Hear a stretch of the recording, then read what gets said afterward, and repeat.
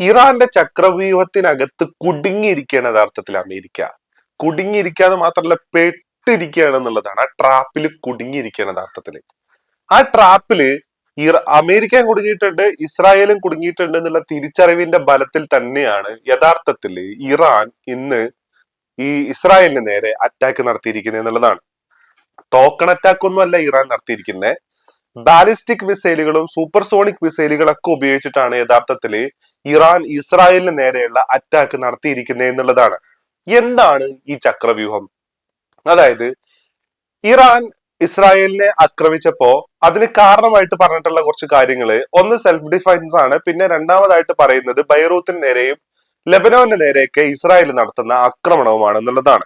വെടിനിർത്തൽ കരാറ് സ്ഥിരമായി ലംഘിക്കുകയും പുല്ലുവില കരാറുകൾക്ക് നൽകുകയും ചെയ്യുന്ന ഇസ്രായേൽ എന്ന ഭീകര രാഷ്ട്രം, ആ രാഷ്ട്രം നടത്തിക്കൊണ്ടിരിക്കുന്ന നരനായാട്ടിന് എഗെയിൻസ്റ്റ് ആയിട്ടാണ് ഈ ഒരു അറ്റാക്ക് എന്നുള്ളതും കൂടിയാണ് യഥാർത്ഥത്തിൽ ഇറാൻ പറഞ്ഞിരിക്കുന്നത്. അപ്പോ എന്താണ് ഈ ചക്രവ്യൂഹം?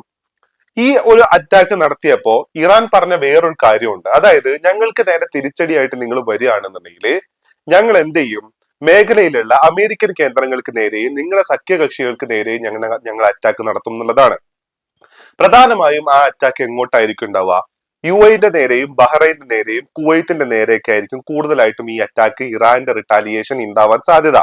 ഇറാൻ ഇസ്രായേൽ എങ്ങാനും ഇറാനെ തിരിച്ചാക്രമിക്കുകയാണെന്നുണ്ടെങ്കിൽ. അത് മാത്രമല്ല, അങ്ങനെ ആക്രമിച്ചു കഴിഞ്ഞാലുള്ള ഒരു പ്രശ്നം എന്ന് പറയുന്നത് ഇറാൻ എന്ത് ചെയ്യും, ഈ പറയുന്ന അമേരിക്കയുമായി നടത്തിക്കൊണ്ടിരിക്കുന്ന നെഗോഷിയേഷനിൽ നിന്നും ആ കരാറിൽ നിന്നും ഇറാൻ പുറകോട്ട് പോകും. ഇങ്ങനെ പുറകോട്ട് പോയി കഴിഞ്ഞാൽ എന്താവും? ട്രംപിന്റെ സാമാനം കാലാകാലങ്ങളിലേക്ക് ഈ പറയുന്ന ഹോർമൂസിൽ കുടുങ്ങി കിടക്കുന്ന ഒരു അവസ്ഥയുണ്ടാവും. അപ്പോ കിട്ടുന്നത് വാങ്ങി കൂട്ടുക എന്നല്ലാണ്ട് തിരിച്ചു കൊടുക്കാൻ നിന്ന് കഴിഞ്ഞു കഴിഞ്ഞാല് പണി ഇസ്രായേലിനും കിട്ടും, ഇസ്രായേലിന്റെ സഖ്യകക്ഷികൾക്കും കിട്ടും, അമേരിക്കക്കും കിട്ടും എന്ന് പറയുന്ന ഒരു വല്ലാത്ത ട്രാപ്പിനകത്ത്, ചക്രവ്യൂഹത്തിനകത്ത് യഥാർത്ഥത്തിൽ ഇറാൻ ഇവരെ കുടുക്കിയിരിക്കുകയാണ് എന്നുള്ളതാണ് പറയാൻ.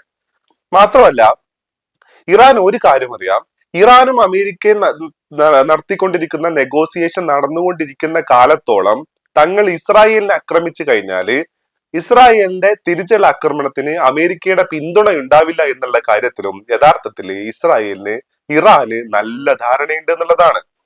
ആ ധാരണ കുറച്ചും കൂടെ ശക്തമാക്കുന്നത് പോലെ തന്നെയാണ് ട്രംപിന്റെ ഭാഗത്തു നിന്നുള്ള പ്രതികരണങ്ങളും ഉണ്ടായത്.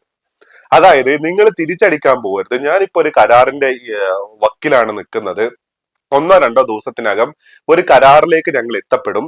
അപ്പൊ അതുകൊണ്ട് തന്നെ നിങ്ങൾ ഇനി ഒരു ആക്രമണത്തിലേക്ക് പോകരുത്, കാര്യങ്ങൾ തീരുമാനിക്കുന്നത് ഞാനാണ് എന്നുള്ള പ്രസ്താവന ട്രംപ് ഇതിനോടകം നടത്തുകയും കൂടെ ചെയ്തിട്ടുണ്ട് എന്നുള്ളതാണ്.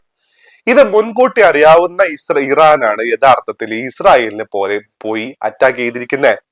ഈ അറ്റാക്കിൽ 3 ഘട്ടമായിട്ട് 10ഓളം മിസൈലുകളാണ് ഇറാൻ ഇസ്രായേലിന് നേരെ ഉപയോഗിച്ചിരിക്കുന്നത്.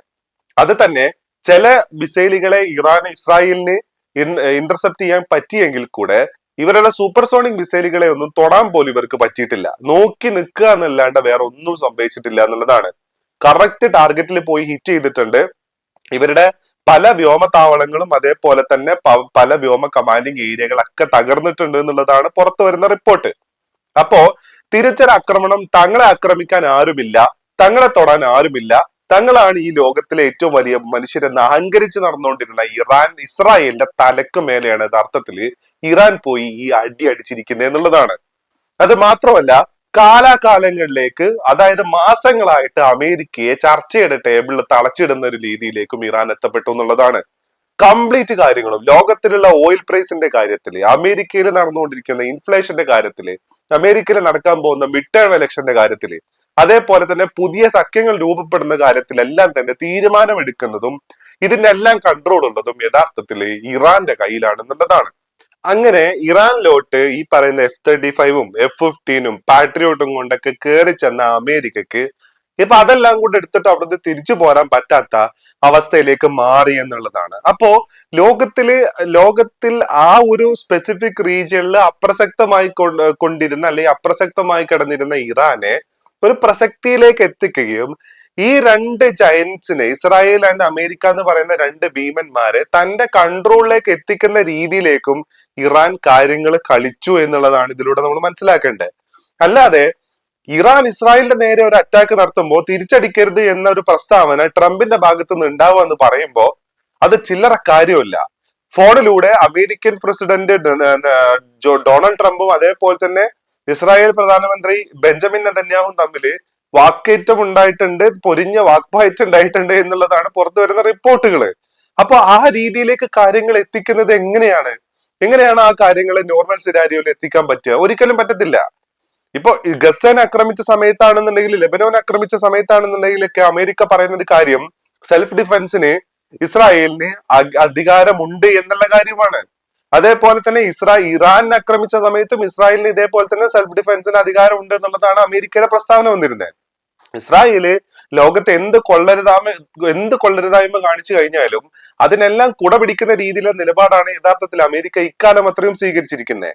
അപ്പൊ ആ ഒരു സാഹചര്യത്തില് അമേരിക്കൻ പ്രസിഡന്റ് നിങ്ങൾ തിരിച്ചാക്രമിക്കരുത്, വാങ്ങിക്കാനുള്ളത് വാങ്ങിക്കൂട്ടി അവിടെ മിണ്ടാണ്ടിരുന്നാ മതി എന്നുള്ള ലെവലിലുള്ള പ്രസ്താവന നടത്താന്ന് പറയുന്നത് അപൂർവമായിട്ടുള്ള ഒരു കാര്യമാണെന്നുള്ളതാണ്. ഇവിടെയാണ് ഇറാന്റെ ചക്രവ്യൂഹത്തിനകത്ത് യഥാർത്ഥത്തിൽ ഈ രണ്ട് രാജ്യങ്ങളും കുടുങ്ങി കിടക്കുന്നത് എന്നുള്ളതാണ് പറയാൻ.